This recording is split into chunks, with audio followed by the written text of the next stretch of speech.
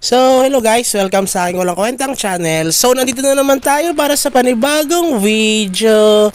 Ngayon guys, ay papakita ko lang sa inyo yung pag-craft natin ng additional na fruits dahil nga tayo ay nakaipon ng 200 fruits ng Jewel of Creation. So, bago ang lahat, no, shoutout muna sa mga kasama natin dito sa MU Monarch. Bakit wala yung buffer namin? Okay, so hindi kami makapag-buff. So, anyway, ito pala. Bakit? Nearby team.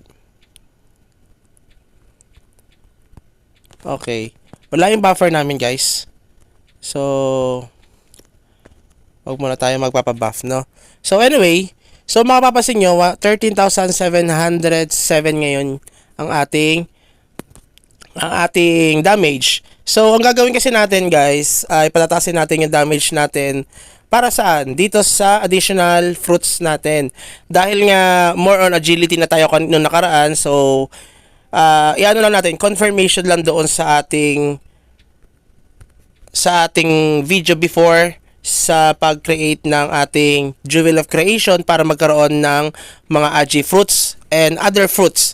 So, ngayon, ang ano naman natin, gagawin natin ay yung energy fruits. Okay, so dati kasi sinabi ko sa inyo kailangan bultuhan kayo, bulk dapat yung inyong pag-craft ng inyong mga fruits para sa mas malaking chance ng ating success ng pag-gain ng additional points natin. So kasi pag isa-isa kasi guys, sa mangyayaring yan, mas malaking chance na wala kayong makuha, laging zero. So, dapat ang gagawin nyo is either 100 or 200 or by hundreds kasi siya. So, tayo ay ika-craft natin ay 200 plus. So, 200 na lang muna para kahit paano ay mas maganda. Okay, meron tayong 198 lang. 92 lang pala yung aking fruits, guys. So, wala na ba tayo ibang fruits dyan? 192 lang ang fruits natin. So, yan ang gagawin natin, 192. Malala na ba tayo mabibilhan? So, wait lang. Pili tayo ng fruits. Okay, wala na guys. So, gagawin natin ay patatasin natin yung ating damage. Pupunta natin sa energy. So, kung kayo guys ay magka-craft nga nyo, dapat syempre, ang gagawin nyo ay mas mataas yung mas marami yung fruits na ika-craft nyo para mas maraming chance. So, magka-craft na tayo guys. Papakita ko sa inyo na i-confirm lang natin na dapat bultuhan siya. So, pipili natin ay energy. So, 192 yan, guys. Okay, energy fruits. Okay, energy fruits. Para mas madagdagan kasi yung ating damage. SS muna natin. Ting! Okay. So, patatasin natin siya ngayon. Wala pa rin yung buff para sana naka-AFK ako. So, anyway, dahil sabi ko sa inyo, dapat pupunta tayo sa dungeon at wala tayong mapuntahang dungeon. Okay. Dito na lang. Kasi kahit anong dungeon yan guys ha. Kahit anong dungeon, pwede kayong mag-ups. Open muna natin yung damage natin. Yan. Okay. Punta tayo dito sa Courage Trial. So yan. So ang gagawin natin, patataasin natin yung ating damage. Okay.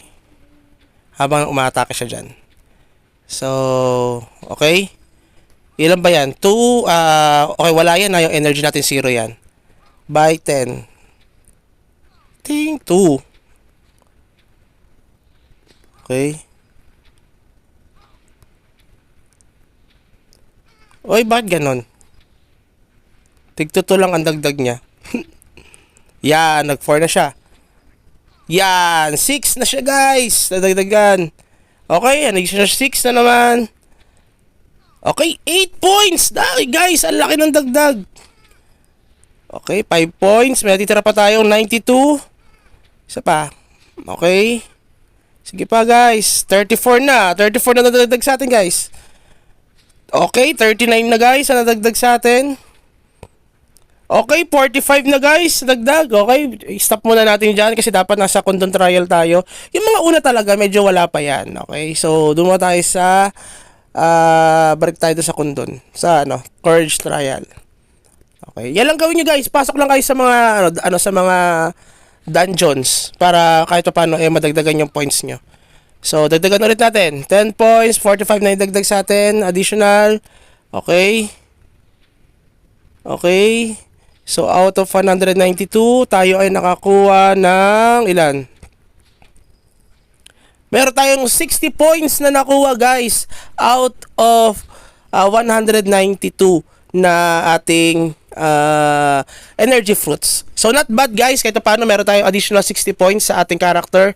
At meron na tayong 304 allotted. Okay? Allotted points out of 700. So, mag-ipon lang tayo, guys, para tayo ay mas madagdagan pa ng damage at ng ating character ay mas lumakas pa. Yun lang siguro muna and have a good day. Bye-bye! Okay, tignan mo natin dito, guys. Yan. Okay, bye-bye. Bye-bye, bye-bye, bye-bye.